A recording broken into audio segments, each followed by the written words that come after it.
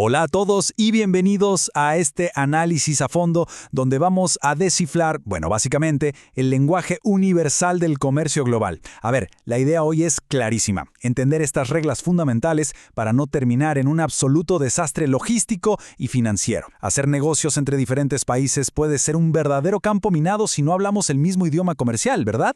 Así que desmitificar este código es el primer gran paso para asegurar que cualquier transacción transfronteriza llegue a buen puerto. Literalmente. A ver, imagínense esto por un segundo. Un buque gigantesco repleto de cargas se hunde en el medio del océano. ¿Quién paga por toda esa mercancía perdida? ¡Qué caos!, ¿no? Bueno, esta pregunta tan provocadora da justo en el clavo porque resalta el desastre que sería el mundo sin reglas estandarizadas. Sin ellas, tendríamos al comprador y al vendedor echándose la culpa mutuamente y perdiendo millones en juicios internacionales que podrían durar años. Para que no nos perdamos, nuestro recorrido de hoy es súper directo. Veremos 1. El problema del comercio global. 2. Cómo categorizar las reglas. 3. La responsabilidad de mínima a moderada.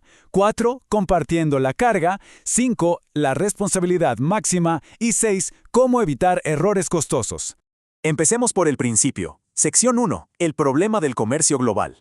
Para darles un poquito de contexto rápido, la Cámara de Comercio Internacional creó los primeros Incoterms allá por 1936, justamente para acabar con el dolor de cabeza de las diferentes interpretaciones legales entre países. Pero, y este es un pero gigante, lo más crucial hoy es entender qué es lo que estas reglas en realidad no cubren.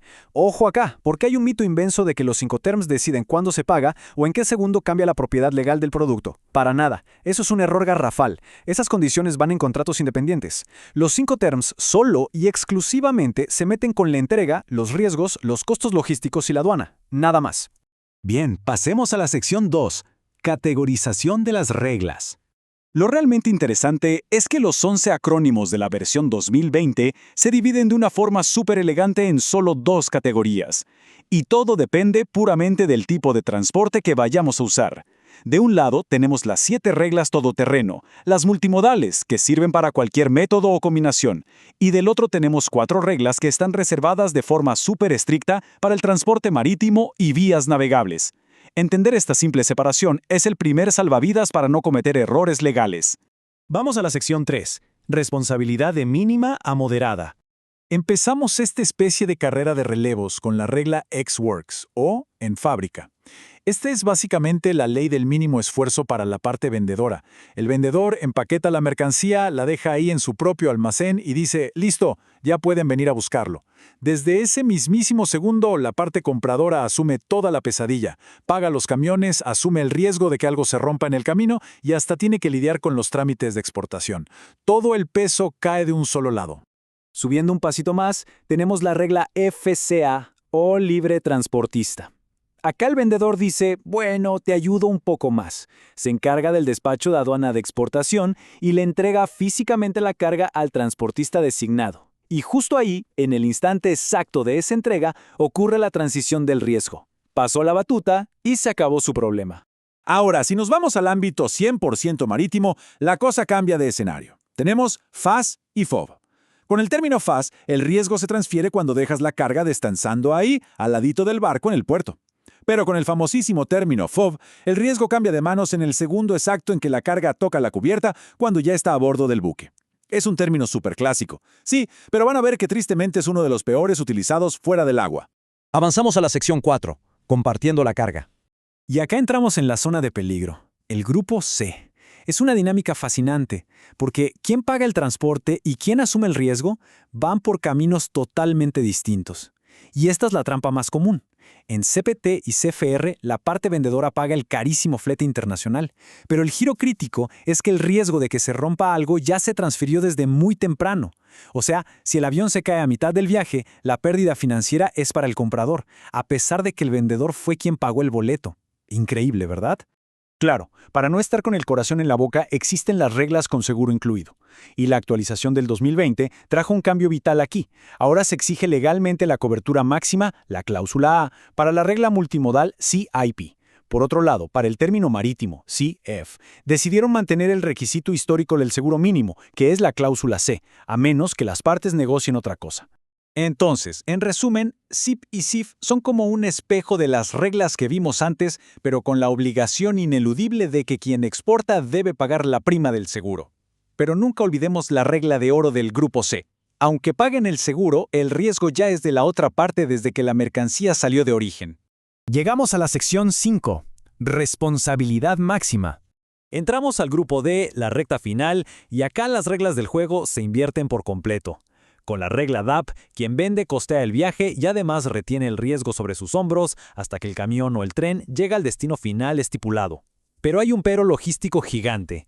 Las cosas llegan pero no se descargan. Quien recibe es responsable de conseguir cómo bajar toda esa mercancía del vehículo.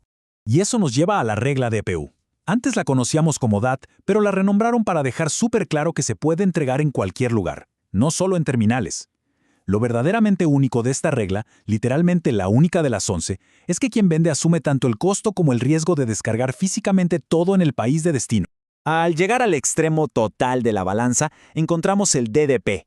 Es el nivel máximo, el servicio de puerta a puerta. El vendedor se hace cargo absolutamente de todo el embrollo.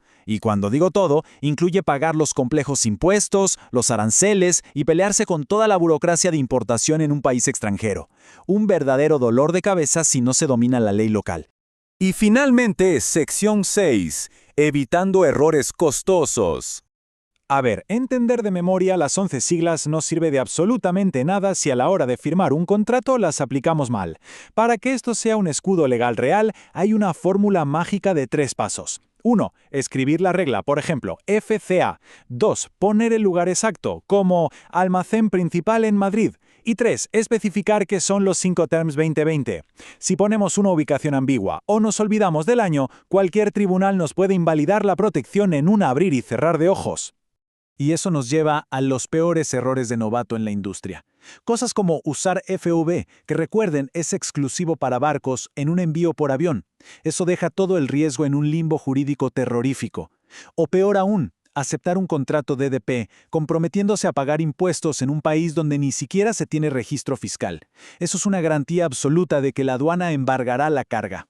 Contar con un matriz maestra de responsabilidades es como tener un chaleco salvavidas permanente. Nos muestra con precisión milimétrica dónde exactamente se entrega la batuta del riesgo, de los trámites y del dinero en cada una de las reglas. Tener esto claro en el día a día operativo ahorra literalmente millones en disputas y malentendidos. Entonces, cerremos con esta reflexión.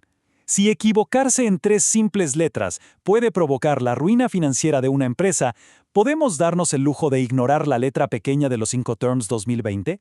Dominar este estándar está muy lejos de ser un simple trámite. Es la arquitectura fundamental de la supervivencia en el mundo del comercio internacional. Es la única forma de garantizar que nuestras operaciones, y por supuesto nuestras ganancias, lleguen siempre sanas y salvas.